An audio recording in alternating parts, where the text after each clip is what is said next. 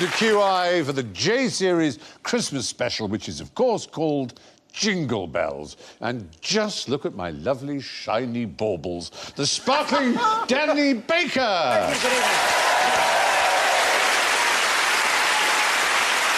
The twinkling Sarah Millican. Yay!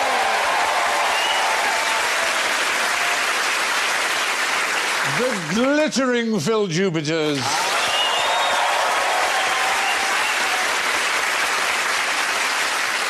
And...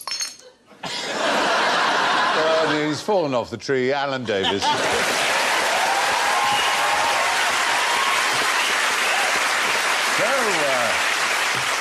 jingle your bells, please. Sarah goes. Danny goes. Lovely. Phil goes. Wow. And Alan goes. The bells! The bells! Very good.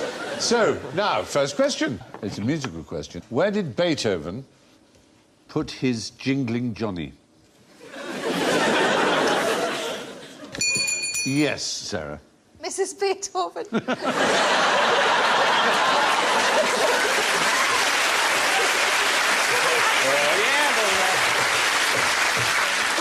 Jingling Johnny. Yes.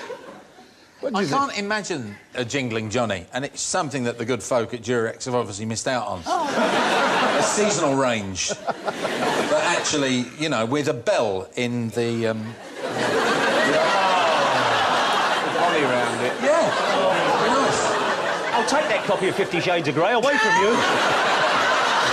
We've started our family Christmas show. Yes. Just as I hoped. Merry Christmas. Is jingling Tiny Johnny, tin. what might it be? A triangle? Well, you're in the right area. Ah. It's an instrument. Other composers, Haydn's 100th Symphony uses a jingling Johnny. Berlioz was extremely fond of them, as was John Philip Sousa. And I even have one. Oh. The cowbell. It's rather more complex than that. It's this. Wow. That is a jingling Johnny. It's a large... That'd make your eyes water, yeah, wouldn't it? Look, you were supposed to not bring any props from The Hobbit back.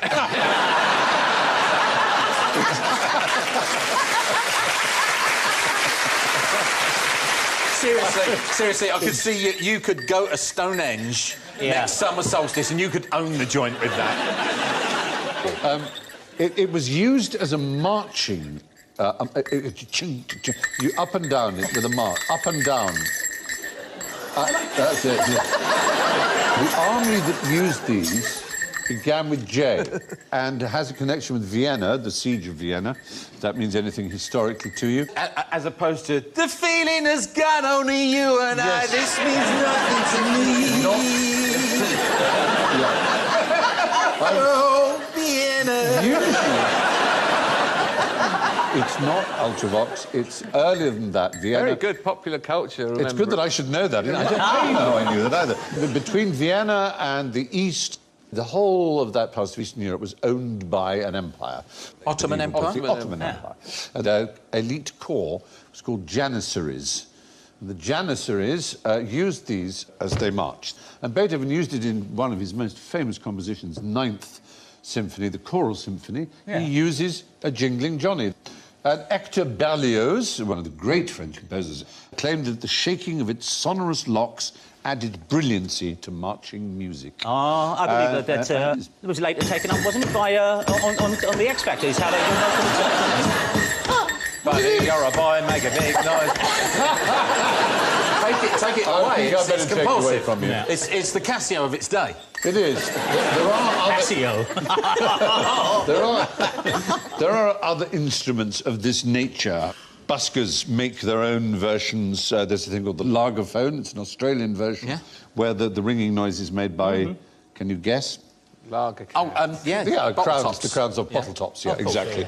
There are other names for it in other languages, obviously. The Dutch have the kutepeel and the monkey stick. And in Newfoundland, they actually have something called the ugly stick, oddly enough. The bum bass and the bladder fiddle, which are versions that have a string attached that you can pluck. If you'd like me just to show you the majesty of Baker, name a 70s single that harnessed one of those instruments. Pterodactyl and the Dinosaurs, Seaside Shuffle. Ladies and gentlemen, Danny Baker. Wow!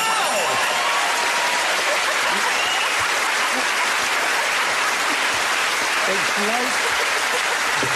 like being in the room with Max Planck and Einstein while they're talking. Which instrument was it? It was, they used the zobstick, which was what they called it, which was the bottle toppy. Yes, they did. Riding on You guys. But anyway, that was the Jingling Johnny. So, moving on. How long does the minute waltz last? You see, this show's been on for 10 years now. It's a double bluff. Yeah, it's one of them, isn't it? 60 seconds. No! What a shame. It is a shame. It ought to be one of those which is double bluffs, isn't it? Is it going to be 61 seconds? Yeah, No. like a baker's dozen. Is it going to be like that? Like 70 No, it seconds? isn't Just that. a bit more. It's... Christmas! You It's Christmas, Mr. Scrooge. We're Come on.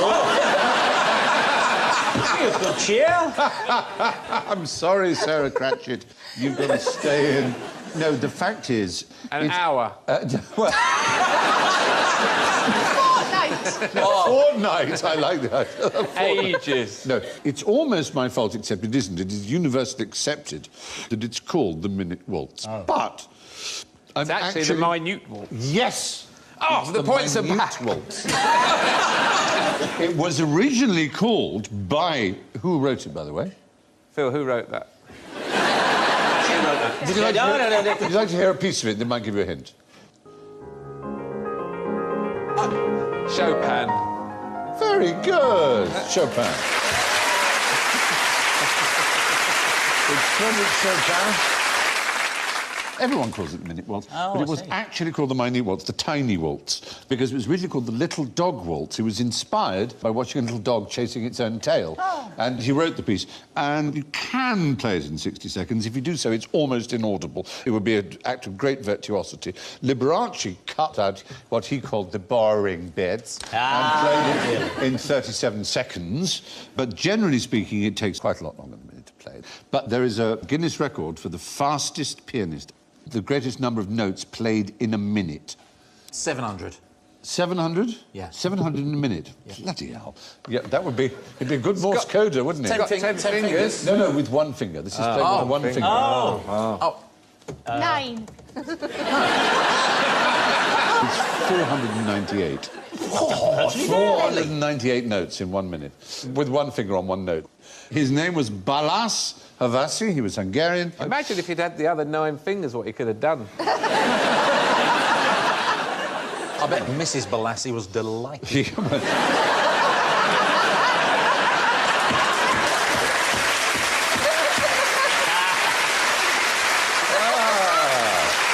God bless us, Everyone!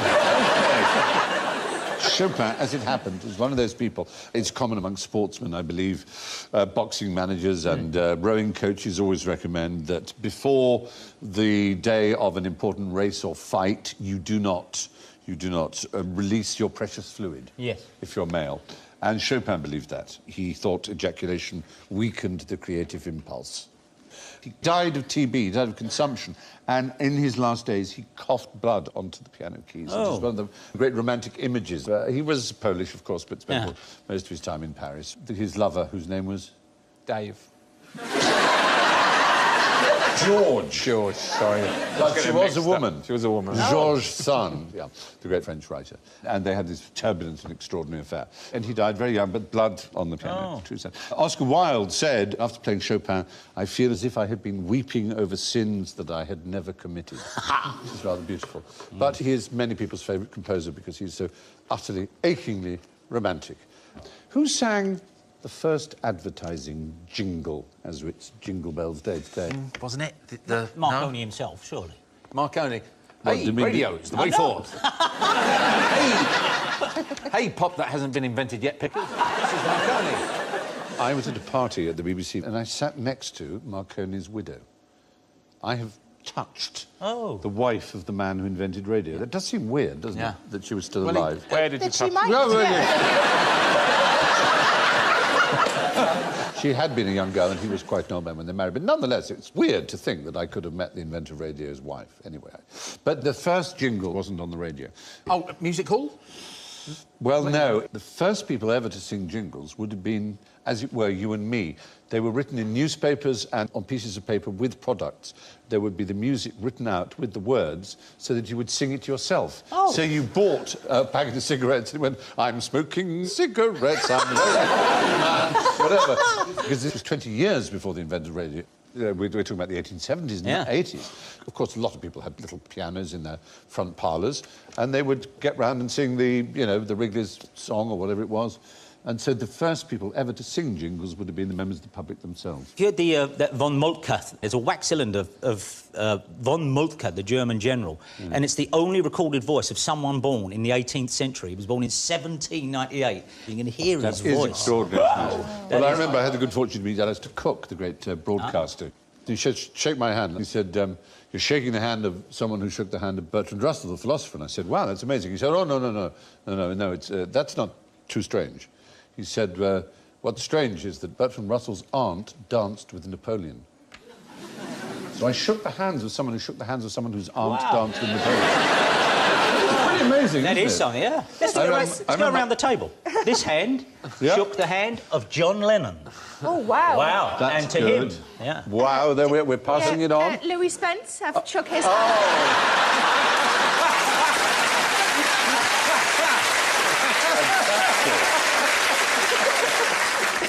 You want to go on? OK. I'll go on then. River Phoenix. River. Oh, good. Here we go. Jennifer Lopez. That's a goodie. Coming across here. Here we go. Oh, OK. Alan Davis. Whoa! You've got to trump us all. My aunt and uncle are very close to Jesus. Yes. So back right off. Is he today? Jesus is still alive, so that doesn't really count. Behind you. Bible! And in front. And it's his birthday. But radio jingles, on the other hand, appeared in the 1920s. There's a way, oddly, to get round NBC's rule that you couldn't advertise directly, but what you could do is sing songs which had the sponsor's name in, and the show could even be named after the sponsor. So, like... this is Rudy Vallee, there was a famous performer in his day. He had an NBC show called Fleischmann's Yeast Hour. Thankfully, that was followed by Perkins' Yoghurt Half Hour. And it was the Sunshine Vitamin Yeast jingle, was they consider probably one of the very first jingles. Do you use jingles on your show? I use a vintage one. The Ovaltine is one everyone cheers everybody up. One. And ones from the early 60s, you know, sorry, mate, you're too late. The best piece went to Pharaohs, which, again, is a beautiful bit of copyright. All right, hang on a minute. This is just like that. Bum, bum, bum, bum. SO Blue. Yeah, there you go. Yeah, I know. No, the things that stay in your head. Ho, ho, ho. Green giant. Free advertising on the BBC. Oh, there we go. We're just going to be thigh-deep in paraffin and corn, me and Alan. Send you all kinds of 3-1s. So now, what is that one for that malt whiskey that I'm struggling with? No, but anyway, arguably the first jinglist was actually a heretic called Arius. He didn't believe in the Trinity. This may not seem very relevant to us, but at this period, around 324, they had the Council of Nicaea, and his doctrine was formally condemned. But his way of spreading what he believed to be the truth about Christ was in little songs. One was, if you want the Logos doctrine, Logos being the word, I can serve hot and hot, God begat him, and before he was begotten, he was not. In other words, Christ didn't exist until his father gave birth to him, which runs counter to Catholic dogma. And so he apparently died. The evidence is the picture in the background of a rectal prolapse. Supposedly... Oh, yes. Supposedly... That's what There was somebody mooning him in the picture. Why? There, that'll teach you to be heretical. Yes, don't mess with me or your bum will fall out. Yeah. Hi, God here. Heard that jingle the other day. Not so snappy now, is it? Now you're there with your intestines coiled around your ankles. I feel a bit of a dick. All right. The first jingles were actually written down, so you had to sing the jingle to yourself. But what was Jingle Bells written to celebrate? The end of a war. No, it wasn't that. End of a famine. No. The beginning of a famine.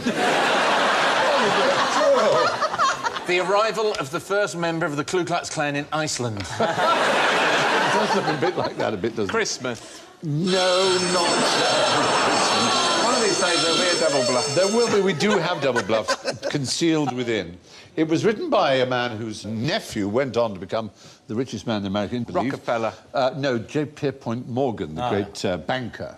But his uncle lived in Massachusetts, and in 1857 he wrote a song, and it was to celebrate a winter festival that takes place in America, not Thanksgiving? Christmas. Thanksgiving, exactly. And he wrote the song, and its real name was not Jingle Bells, but... Turkey legs. Jingle balls. No, it's a line from the song. Jungle bells. It's a line from the song. Jingle all the way. One Horse Open Sleigh was the name of the song. It's called One Horse Open Sleigh. And he played it on... Yes, that's the one. And that's right. Yeah, right. Your mother will be coming to visit tomorrow. I'm going to sit you in front. Jingle bells. Yes. Batman smell. Yeah. That's the one. Anyway, he loved the tune, and it became a big Christmas hit. Can I ask a question about the picture? Yes. Is the horse bleeding from the eyes? It does look a bit like it. It does. It doesn't look well. It's a rather freely painted mane, isn't it? But there's a happy, frisky dog, and it's a Christmassy scene. But while we're on the subject of songs, what do you think was the first song ever played in space? Oh, Silent Night. It wasn't Silent Night. These are the two astronauts who played it. Their names are Walter or Wally Schirra Jr. and Thomas P. Stafford, and they were part of the project before the Apollo project, which is called the Gemini project. And they were on Gemini 6. And this is quite a wicked thing for them to do, given that they were under military orders working for NASA. They smuggled aboard 2 musical instruments, which is quite a lot, because that's payload, you know. The amount of fuel that they use is calculated virtually to the ounce. 2 tubers? No. That would have been really impressive if you phoned them. It was a church organ and a gamelan.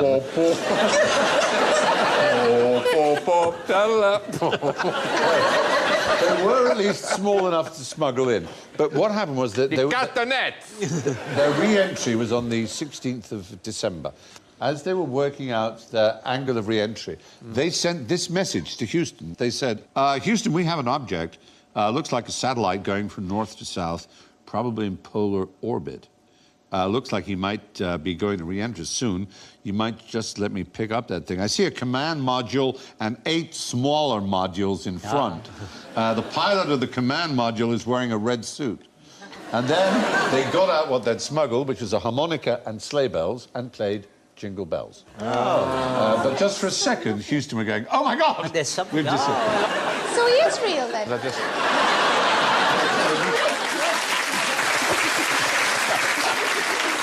Well, I've heard it talked about NASA and practical jokes, but that craft that we sent out into the universe with the big steel... Oh, the Voyager, the Voyager with the big Mariner circular explanations of all life. Yes, with the disc. And it's got Chuck Berry on it, and it's got all kinds of things. And the fella said, we also put on to broadcast out the shaving a haircut. Literally a sound that goes... And they figure any intelligent life form couldn't leave it there. And one day they're going to get back and they... Yes! So there we are. Now, can you explain the Jesus Christ dinosaur hypothesis? Why might you call anything a Jesus something? Amongst the properties of Jesus, if you... just walking on water, that's the one. That's the one. Now, there's a particular kind of dinosaur, a sort of intermediate dinosaur between birds and dinosaurs, 150 million years ago, which in dinosaur terms is quite recent. It was not long before they were all wiped out. There is a picture. Oh, isn't it beautiful? Like all the dinosaurs. They are, yeah, they're pretty amazing. Do you know what that one's called, by any chance? Dave. One day the answer might be Dave, one day the answer might be blue whale. It's going to be... What I'm looking forward to is when we have a blue whale called Dave and you don't get it. They're called Archaeopteryx. And all the fossils for Archaeopteryx, oddly enough, are found in a place where there was a sea, but there was absolutely no evidence of any trees. Therefore, it seems very odd as to how they would fly. And there is a suggestion that what they did was they ran on water rather in the way that swans, when they're about to take off. Let's have a look at a swan about to take off. You'll get the idea of what I mean. They sort of like that. It's a beautiful sight. They can really run along the water. And they think that's what the Archaeopteryx might have done. And there are other animals today still exist that are called the Jesus something because they run on water. Can you think of any examples? Well, there's a lizard. There's a Jesus lizard. You might want to see a Jesus lizard having a bit of a go. The Jesus cow. I would pay big money to see a Jesus cow. I get one of my own. How that works is they blow up their own udders really big. Oh, that's space operas. There's something very, very Glenn Larson about that, isn't there? The Jesus lizard can get up to about 20 metres, which is not bad. Yeah. Obviously, when they stop, they sink. I mean, so it's all about the fact that they are literally walking, or indeed they get running on water. They strike the water, they slap it, and they go through. What else runs on water? Well, in Jamaica, there's one that would have been written about by James Bob Bond. Marley used to run on water. This one would... Rita, we're going for a run pon the lake. Hold me chalice while I run on the water. No woman, no drown. I'm full of cultural references. No, this particular one would have been written about by James Bond. Where did Ian Fleming get the name James Bond? From notepaper. No, he had a book. He lived in Jamaica, and he had a selection of books on Jamaica. And there was a book called The Birds of Jamaica by a man called James Bond. Oh. And that's where he got the name for his hero. And so this man, James Bond, would certainly have written about the jacana, which is a Jesus bird. It's also called the Jesus bird for its apparent ability to walk on water as well. Well, he gets all the credit, and why not, for James Bond, but let's never forget he also wrote Chitty Bang Bang. Ian Fleming wrote Chitty Bang Bang. Chitty Bang Bang. And a character in that was called Caractacus Potts, which I didn't get for years. I didn't understand that joke for years, Caractacus Potts. What's the joke? He was a crackpot. He was an inventor. Crackpot. Oh, a crackpot. Yeah, I know. Are you a Chitty Bang Bang fan? I haven't watched it since I was a child, because I think that's when you're supposed to watch it. Yeah. You know, that's girls. You see, little girls grow up to be women and little boys grow up to be big little boys. Yeah, we've just got too much. Children's We've got films. too much stuff to do. Do you have children, though? No. Ah, well, when you do, then maybe... No. You plan not No. to? There's no when, Stephen. There's no... No. You're not going to adopt a little, shiny little baby? A shiny one? Are they varnished? Can I varnish one? I don't know. They might be more attractive if they're shiny. It's not my field, Then I don't... Stephen revealed his plans for a child buffing workshop. Where craftsmen would get toddlers to a high sheen. More lacquer, little boy.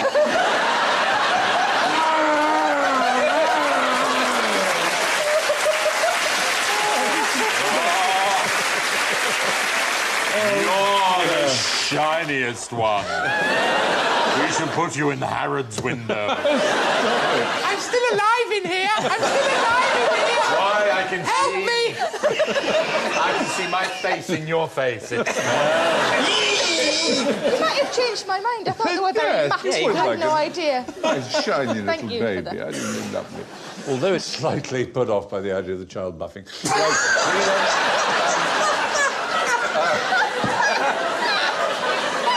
Thank you so much.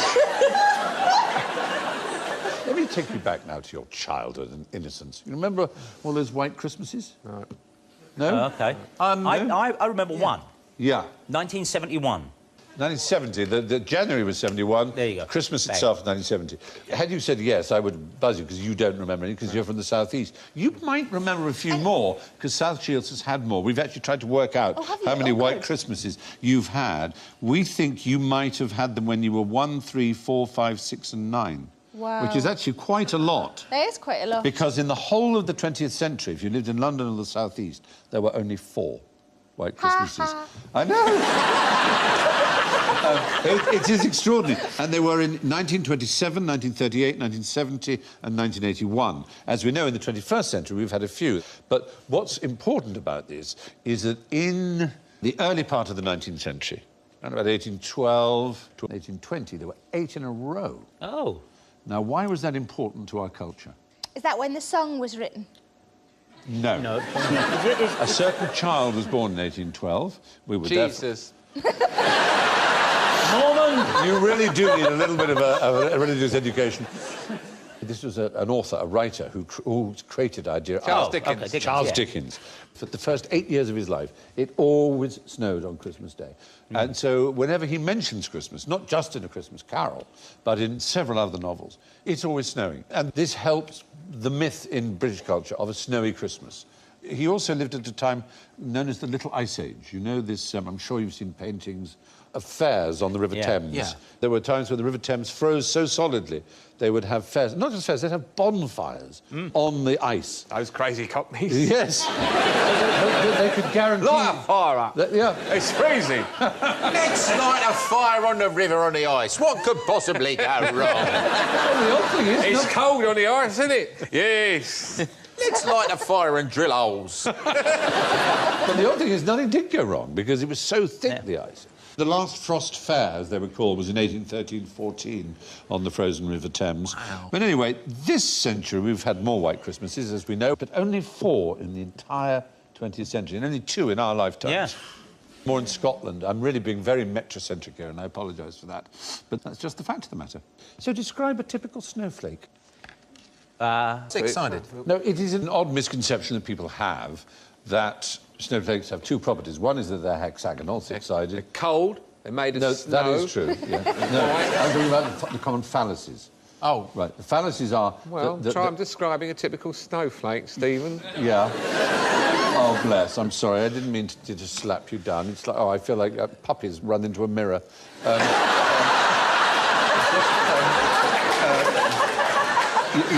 sorry.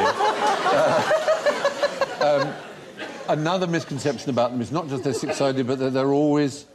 Falling from the sky. No. Those are all accurate. Symmetrical. Symmetrical, and they're not, exactly. Yes, they're neither... they can be like this, they can be needle-shaped. Those, I mean, with little square little ends on the end. But the fact is, it's just photographers have found that people are incredibly drawn to beautiful hexagonal ones, and they're the ones that a schoolchild learns about, and they are mistakenly told that that's what all snowflakes are like. So there we are. You can, however, make artificial snowflakes. Now, I'm now going to bamboozle and astound you with my tray of delights. Here we are. It's an ordinary tray. I've got here water, and I have Peruvian cacao. No, stop it. It's just a dry powder called sodium polyacrylate, and it is found in what you might call an ordinary what you might call an ordinary household object. I'm holding up here, for the first time in my life, a nappy. And if I rip this open under the cotton wool, if I just sort of give it a little bit of a rub here, you might just see in my hand there's some of this.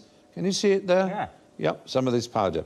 And this powder is so extraordinary, it can take on water 200 to 300 times its mass and absorb it, which is why these work so well. And to prove it, here's all this water being poured into here, and you will see it actually... It takes the whole lot in it, like that. All of this here is dry. It's dry and it's cold. It's completely dry. Now, this is incredibly useful.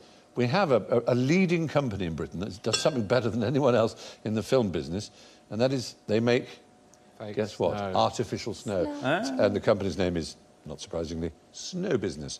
And they make 40, 50, 60 types of different snow this company makes. And one of them uses this same chemical effect. It is rather remarkable. It's completely dry. That's in nappies. And that's in nappies. That's what absorbs the amount of... You see nappies all over beaches and in the ocean. I'm surprised you can't walk to France by now.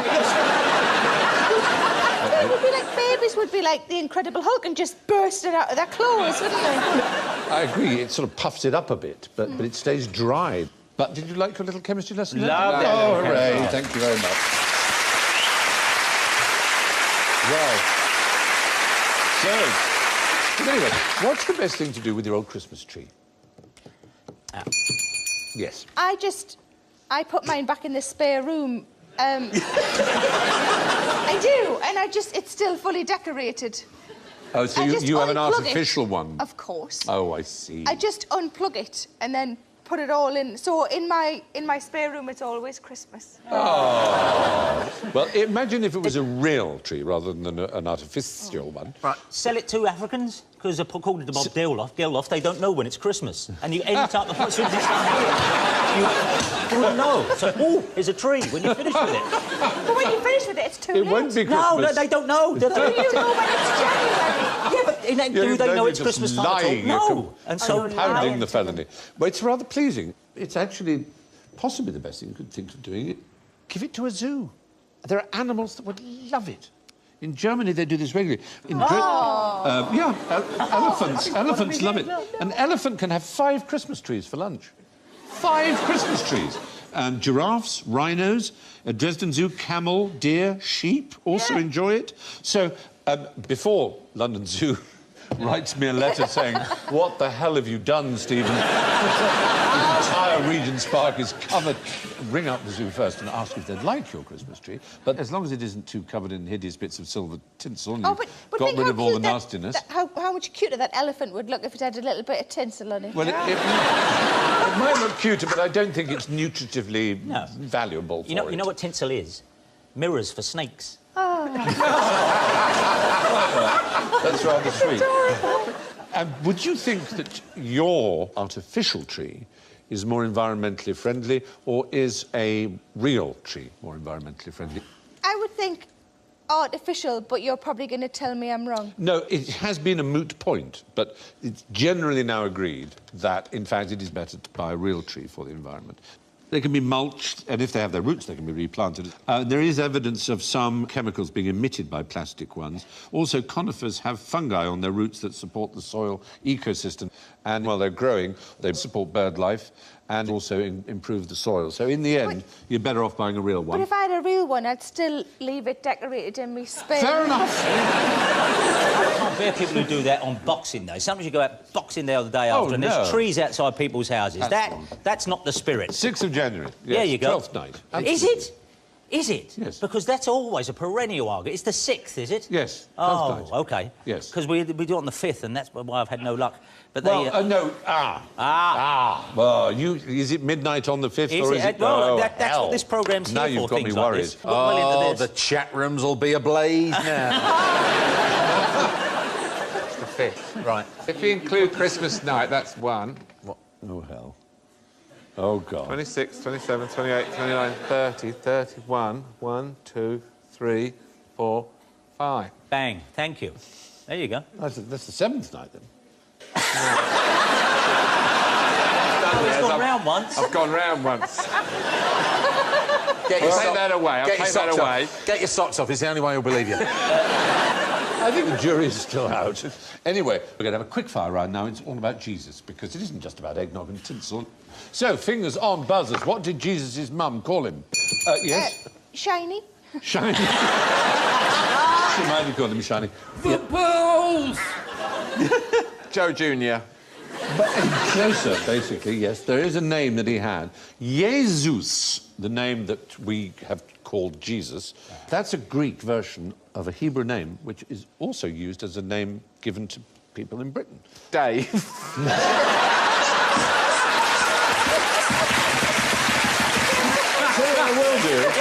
I tell you, I'll give you points if you can tell me why there are so many begats, so-and-so begat, so-and-so begat, until they come to Joseph in the opening Gospels. Who are they trying to prove that Christ was descended from? Abraham. David! Yes, David! Yes! That was the answer that would have been Abraham. Dave. Give it to me on a plate. On a plate. I gave it to you on a plate. Yes, he was descended from David, but his real name was Yeshua, which is, in fact, Joshua. He was Joshua. His name was Yeshua. His mother would have called him Yeshua or Joshua. So that's one. OK, very good. Where is the world's tallest statue of Jesus? Is it the statue? What, the statue height or how high? The actual, simply, tallest statue of Jesus. I'm going to guess Rio de Janeiro. Oh, dear, no, sadly, isn't it? We all know that one, Christopher Dentor, the famous one there. Tall one. It's a tall one. It is. Gosh, it's tall. Don't get me wrong. But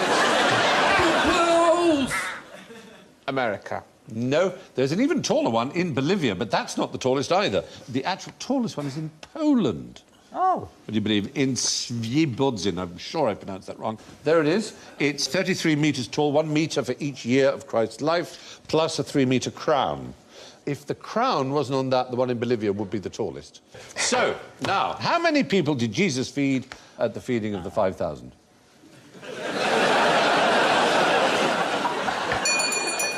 Yes, go on. 4,998, because there was a couple were a bit suspicious. They don't like fish. Oh, no, I guess the creeps all scaly. Oh, no. Can I just have toast? Well, nothing for me, then. I will quote you Matthew 14:21. The number of those who ate was 5,000 men, besides women and children. Oh. So there are a lot more than 5,000. It's the Bible. Yeah. Women get stoned just for looking at people in an odd way. I'm afraid it's not fair or right or just, and I agree with you. It's horrible. It was... I'm with you. It was known as the miracle of the 5 loaves and 2 fishes. However, how many were there at the feeding of the 4,000? Oh. 4,000 men. Well, oddly enough, this is a separate one, a separate feeding. Because you've got the 5,000 in Matthew and the 4,000. This one, he fed 4,000 men plus the women and children again, and that's called the miracle of the 7 loaves and fishes. I've never heard of that. It's like we stopped 2. Yeah. So he was a caterer? Yes. How many disciples did Jesus have? Oh, here we go. Yeah. Christmas, be nice. Yeah. 12. 12. Oh. No. Again, we look to the Gospel of Luke here. He had 72. He basically had a posse. Yeah. Was it just... He had an entourage. 12 men and the rest were women. No, after this, the Lord appointed 72... He's got the 12. He appointed 72 others and sent them 2 by 2 ahead of him to every town and place where he was about to go. The 12 most famous of his disciples are, of course, the apostles. OK, now, it's time to pull our Christmas crackers. And we've decided, you know, the jokes are always terrible, aren't they? So we wondered, is it because we tell them the wrong way round? And what you should have is the punchline to the joke, not the joke. We want you to work out the joke from the punchline. There's no toy. You had a toy, but you dropped it. It was a paper clip. Paper clip. Oh, look, I can do an impression. Hang on. Go on. I'll do an impression. Look, I'm in Poland. Very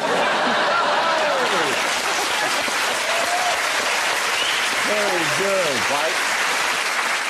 All right, have you found your jokes? Danny? Mine just says, that's not funny. I don't know if it's a note from the... Yeah, you have to work out what the joke is. A limerick. When the government ran out of money and things looked real bleak and not sunny, we all had a bash using these jokes as cash, but the German said, "Ein, that's not funny." Yeah. Yes! Oh, yeah! That's a I have to say, thank you.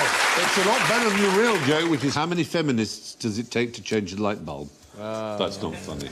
Do you know how many Freudians it takes to change a light bulb? No, go on. It takes one to screw in the light bulb and the other to hold the cock. Father, ladder! There you go.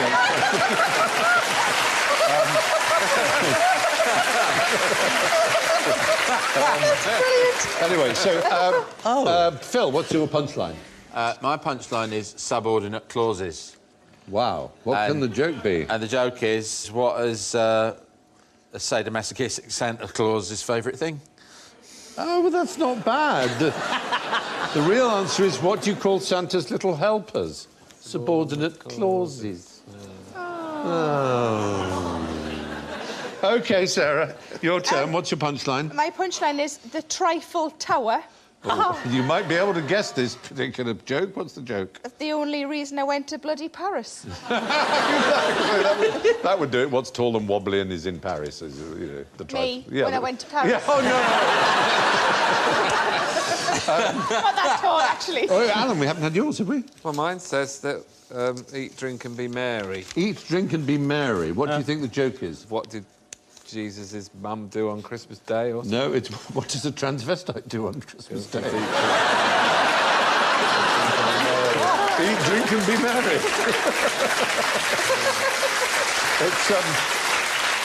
It's a little bit racy for a cracker. It is OK, racy. here's a punchline.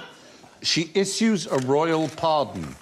Oh. Oh, what does the Queen do when she farts? Yes, it is burps, but I'll accept that.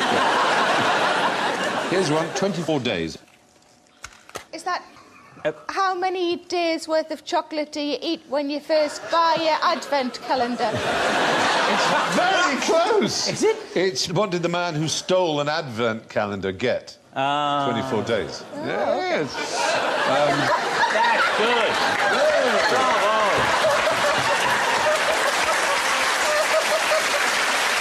All right. The thing is, I can't actually get these off. I can see everything. Good. We've got one more punchline. It's very good cold on Boxing Day, too. Turkey. No. Remember, a puppy isn't just for Christmas. Oh, that's a bit sick, isn't it? That's awful. Very good. What's wrong with you? Imagine Delia cooking puppies for Christmas. Well, we've got something different this year. Anyway, our sleighs have finally hit the buffers, and it remains only for me to try and pick a winner from the wreckage, and it's quite remarkable. The clear winner, with 4 points, Danny Christmas Baker. Hey, bless you. Ho, ho, ho, ho. Ho, ho, ho, ho. God love us one and all. Love us one and all. Hooray! And Sarah, whom Jesus didn't feed, did fantastically well, is in second place with -6.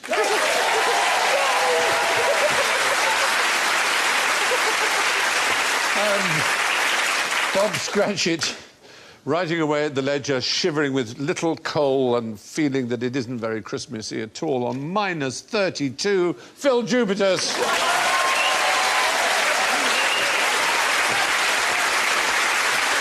But with a staggering -38, it's Dave Davis.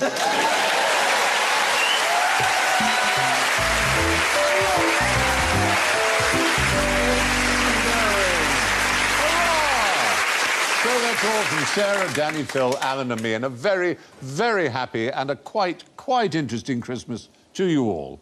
Good night.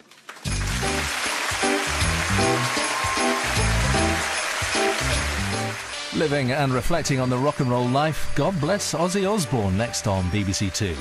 Starting now over on BBC Three, 3 Christmas episodes of American Dad. And looking ahead to tomorrow at 8 on BBC Two, Dara O'Brien's Science Club.